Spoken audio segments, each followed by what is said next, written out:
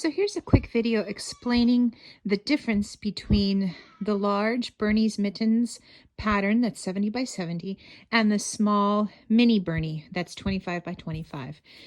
It's not that the smaller is easier than the larger. It's just that the pieces are smaller and the shapes within the pieces, there are less shapes within the pieces. So for example, let's take a look at Bernie's foot. This is actually Bernie's foot. What we're seeing here is a diagram of the mini, and here's the large. And you can see that this has a lot more sew lines than this does. That's just because it's bigger. So, for example, here's mini Bernie's foot, and you can see the sew lines in that section.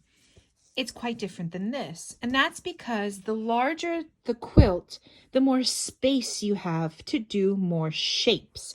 And what I refer to shapes are these are all the shapes in this individual unit. And so in a large pattern, you have larger units, with more shapes in them. Versus in a smaller, you have smaller units with less shapes in them. So it's not that this is easier than this. It's just, how do I put it?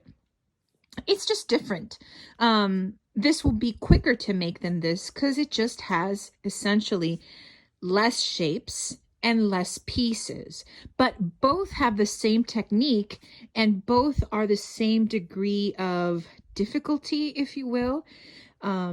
But once you get the rhythm of foundation paper piecing, you can do this and this. So again, the smaller mini Bernie is just smaller pieces with fewer shapes. And Bernie's Mittens, the large one, is larger pieces with more shapes in them. So this is smaller pieces, less shapes, bigger pieces, more shapes. So I hope that helps to explain.